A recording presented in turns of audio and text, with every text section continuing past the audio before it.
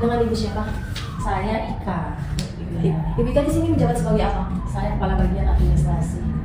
Jadi di bawah administrasi itu ada HC, umum, ada keuangan, dan juga ada TJSL. Kan social responsibility kan.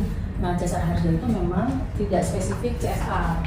Karena biasanya itu diberikan oleh perbankan, ya, seperti Bank Mandiri, kemudian Bank BRI, kemudian Krakatau Steel misalnya, karena kan mereka ketika melakukan kegiatan operasionalnya ada dampaknya terhadap masyarakat, gitu kan. Makanya mereka sebagai bentuk pertanggungjawabannya mereka membantu masyarakat. Tapi kalau di jasa harja itu kami TJSL istilahnya. Jadi TJSL itu mungkin nanti bisa diartikan sama ya. TJSL itu adalah tanggung jawab sosial di lingkungan. Tuh. Jadi program CSR, program TJSL ya, saya nyebutnya program TJSL ya, program TJSL yang dilaksanakan oleh jasa harja untuk membantu masyarakat itu banyak. Jadi kami kan ada di kantor pusat. Di kantor pusat memang lebih luas. Di kantor pusat itu ada, dia sesuai dengan SDGs. Jadi ada banyak pilar yang dibantu jasa harja dalam TJSL. Tapi kalau yang ada di kantor untuk saat ini itu ada 2 pilar, yaitu pilar sosial dan pilar lingkungan. Jadi kalau di Kambil Banten ya, khususnya di Banten, itu kami misalnya di sosial sama di lingkungan. Misalnya lingkungan itu bagaimana jasa harja bisa membantu hal-hal yang bisa memperbaiki lingkungan kita. Misalnya nih, contohnya ini mungkin dia kan macam-macam ya, ini mungkin nanti jawaban saya bisa menjawab juga pertanyaan-pertanyaan yang lain. Jadi misalnya di tahun lalu kita itu ada bantuan untuk memberikan menanam, menghijaukan kembali, bukan menghijaukan kembali, sorry. Jadi di daerah Malimpi itu kan ada sering longsor kan. Jadi jasa harja itu membantu memberikan sekian ribu bibit untuk ditanam pohon manglit, ditanam di lereng-lereng. Kenapa pohon manglit? Karena dia bisa secara jangka panjang dia itu akan bisa mengikat akarnya, itu akan bisa mengikat dari lerengnya supaya nanti itu menghindari longsor. Contohnya seperti itu yang dilakukan sama kita. Kemudian kita juga di tahun lalu itu memberikan bantuan di lingkungan juga ya. Ini adalah memberikan tanaman pandan akar ya, pandan laut. Jadi pandan laut. Jadi kalau di laut, di daerah Malimpi itu kan kalau kita kesana kan sebelah kanan itu di satu sisi itu kan pantai semua, ya. Nah airnya itu kan kadang-kadang langsung ke batu, jadi erosi segala macam ya. Abrasi ya. Nah kalau dengan tanaman pandan laut itu nanti setelah mereka tumbuh besar, itu mereka akan mengurangi abrasi itu. Jadi nggak akan mengikis pantainya. Bu, pernah nggak sih mengalami kendala ya di jasa harja saat menjalankan program TJSL? Ya kendalanya, ya pasti pernah ya kendalanya ya kan. Alur prosesnya di jasa harja itu kan dari masyarakat. Jadi ini kayaknya menjawab beberapa pertanyaan di bawahnya ya. Jadi masyarakat itu mengajukan permohonan bantuan ke kami sebagai tanggung jawab sosial lingkungan itu dengan proposal, gitu. Mengajukan pakai proposal. Jadi ada kegiatan apa sih, tujuan kegiatannya apa, nanti mereka itu membutuhkan apa, kemudian jasa harja membantu.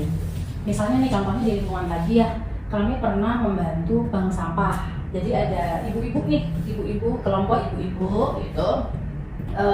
Mereka kan biasanya buang sampah, jadi udah dibuang-buang aja gitu kan ya, dibuang-buang aja. Kemudian mereka bikin suatu perkumpulan bank sampah, mereka bikin bank sampah. Jadi si ibu-ibu ini sampahnya bagaimana supaya berdaya. Jadi sampahnya dipisah, organik, kemudian yang tidak organik apa, plastiknya sendiri, segala sendiri gitu kan ya.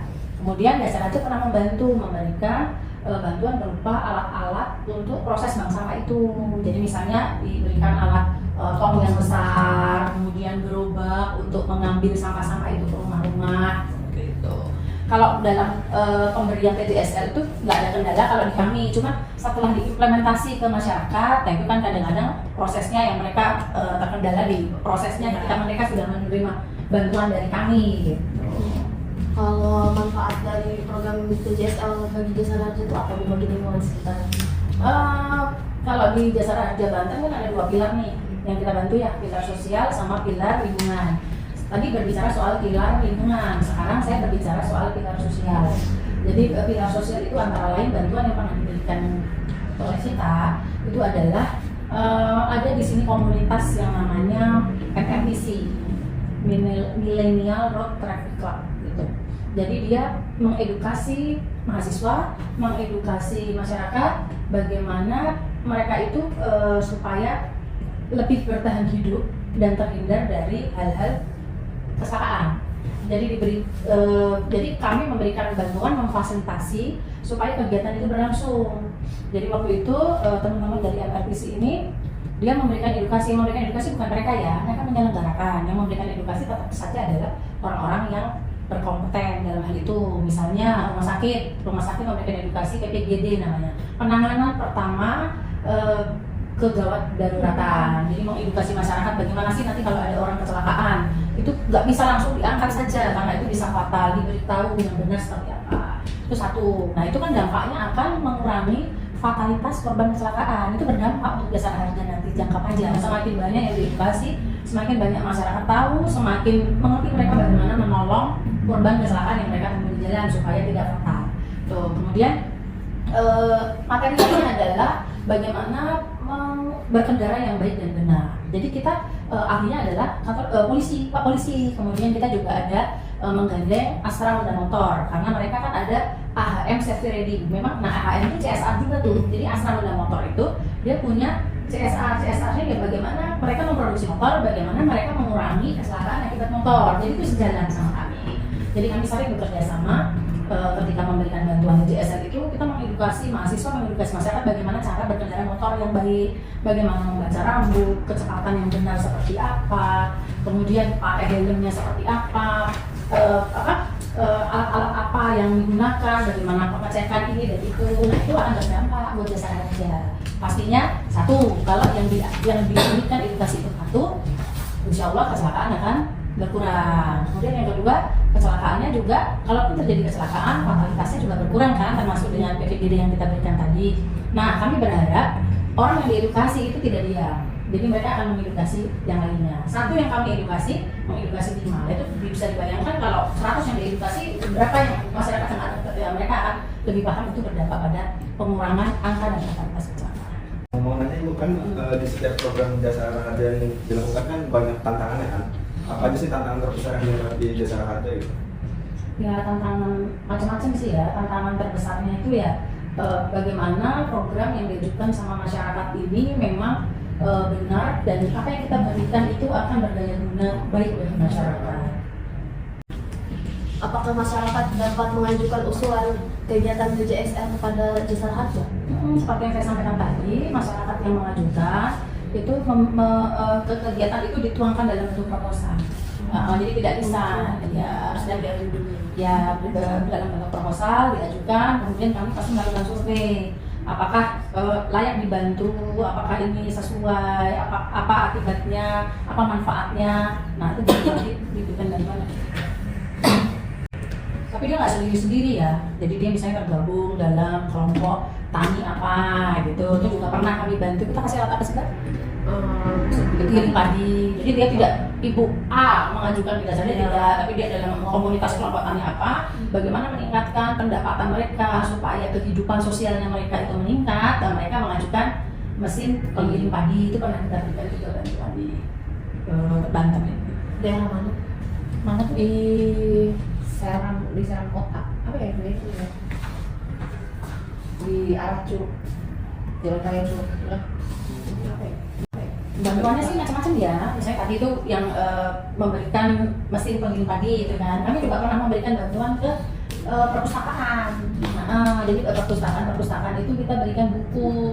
Kan biasanya kalau di desa-desa kan perpustakaannya bukunya cuma apa adanya ya. Walaupun memang mereka sudah ada buku. Jadi pernah juga memberikan buku-buku yang nanti dapat mengedukasi anak-anak supaya mereka tambah ilmu, tambah punya keinginan untuk membaca, tidak main game. Nah, Bagaimana jasa harja maupun program DJSR yang dilakukan? Kalau dari CSP-nya itu nanti kita lihat misalnya tadi dari sosialnya ya, sosial itu kan memang jangka panjang. Tetapi kan kita mengukurnya adalah berapa jumlah orang yang sudah teredukasi dari sekolah SMA A misalnya ya. Misalnya kemudian kita lihat dalam kurun waktu tertentu apakah kecelakaan itu turun gitu. Jadi di Serang sendiri misalnya ada beberapa titik rawan laka. Kita edukasi beberapa sekolah yang berada di titik rawan laka itu. Kemudian nanti kita nilai turun nggak sih kecelakaan. Jadi edukasi yang kita berikan itu ternyata nyampe nggak di kepala mereka lakukan nggak gitu. Tapi kalau memang sudah kita edukasi ternyata malah makin banyak kecelakaannya, ya itu berarti kan tidak efektif gitu. Tapi ya sejauh ini masyarakat yang menerima edukasi itu, contohnya yang edukasi ya, yaitu menjalankan akan menurunkan tingkat. Kalau hal-hal lain mungkin masih jangka panjang ya. Misalnya tahun lalu kita memberikan bantuan yang pohon apa tuh pandan itu kan, pandan itu, kemudian manglit itu kan sekarang tidak bisa dilihat karena kan dia mungkin 5 tahun baru tumbuh. Nanti kalau 5 tahun itu sudah tumbuh cukup, kemudian dia bisa mengurangi abrasi, yang manglitnya bisa mengurangi bencana longsor, nah itu baru bisa kita ukur juga kalau itu berhasil. Kenapa Jasara Harja perlu melaksanakan kegiatan PJSL? Ya karena Jasara Harja ini kan ada di tengah-tengah masyarakat, ya kan. Kita pun Jasara Harja itu pendanaannya juga berasal dari masyarakat. Jadi ketika kami mengemban 2 undang-undang, namanya Undang-Undang 33 sama Undang-Undang 34. Undang-Undang 33 itu ketika Mbak naik bus, misalnya Mbak naik Alindi ke Bandung, duduk di situ, itu ada kewajiban dari kalian membayar iuran wajib, besarnya kecil sih ya, yang akan dihimpun oleh pemilik PO, kemudian disekolahkan ke Jasara Harja. Kemudian ada juga kita juga diberi amanah Undang-Undang 34. Undang-Undang 34 itu ketika kalian semua naik motor atau naik mobil, setiap tahun kan kalian bayar pajak. Nah, di situ kalian juga membayar asuransinya. Undang-Undang 34 itu apa? Untuk memberikan perlindungan kepada masyarakat pihak ketiga yang ditabrak, gitu loh. Nah, itu kan dana juga dihimpun dari masyarakat. Kemudian kewajiban kami di sini kan memberikan pelayanan. Jadi apabila terjadi kecelakaan lalu lintas, kita bayar kan.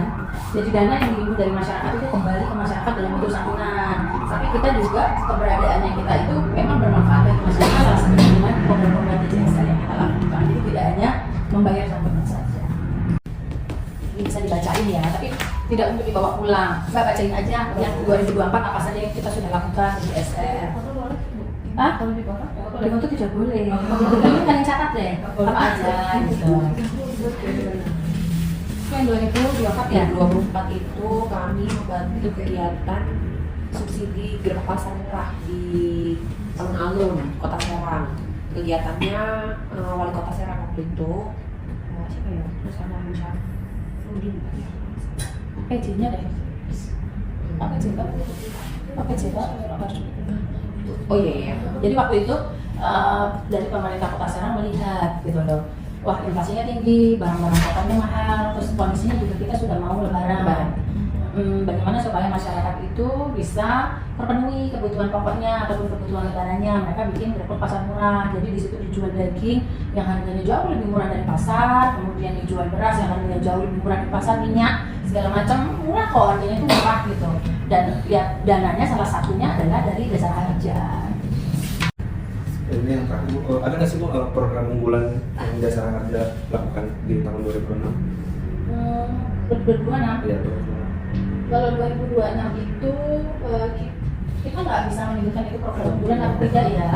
Cuman apa yang sudah kita berikan penyaluran TJSL di 2026 itu antara lain kita menyalurkan, kita memberikan alat seperti alat yang Trafikon, kemudian ada rompi, alat alin yang untuk tongkat itu loh. Kalau misalnya dari sekolah-sekolah yang suka dipakai satpam buat mengatur lalu lintas, yang digunakan oleh polisi, yang digunakan oleh Pak Oga misalnya, kemudian trafikonnya, nah itu kita berikan ke beberapa titik dengan tujuan ya diberikan alat tersebut maka akan lebih tertib kan lalu lintasnya, sehingga kecelakaannya akan menurun. Kalau boleh tahu titiknya di daerah mana aja? Titiknya ada kalau di 2026 apa yang secara kami memberikan bantuan alat keselamatan itu melalui dinas pendidikan. Jadi di dinas pendidikan kota ya Mbak, dinas pendidikan kota mereka memberikan itu ke sekolah-sekolah. Jadi luas ya, memang belum terpenuhi kebutuhannya seluruh sekolah ya. Mereka akan dipilih ini yang dari daerah mana di satu sekolah dapat alat itu. Nanti kan security misalnya bisa membantu pengaturan lalu lintas ketika anak-anak pulang sekolah itu supaya tertib. Iya, tertib supaya terhindar dari kecelakaan. Sama Jasara Harja tuh untuk menjangkau daerah-daerah yang terpencil itu seperti apa Bu? Ini caranya? Ini bukan masalah TJSL-nya ya, maksudnya keberadaan Jasara Harja di masyarakat ya. Jadi kami itu, kalau di sini kami itu namanya kantor wilayah, ya kan? Di bawah kantor wilayah itu ada kantor cabang. Kalau di Banten ini di Tangerang misalnya. Nah di bawah kantor wilayah dan kantor cabang itu kami punya kantor samsat. Kantor samsat itu tersebar di mana-mana. Misalnya di sini ya, di bawah kantor wilayah Banten ini ada Serang Kota, masih dekat lah sama saya. Serkap juga masih dekat. Kemudian Pandeglang, kemudian ada Cilegon, dan yang jauh juga ada Rangkas Bitung, kemudian Malingping itu juga ada. Jadi kita memang ada di mana-mana.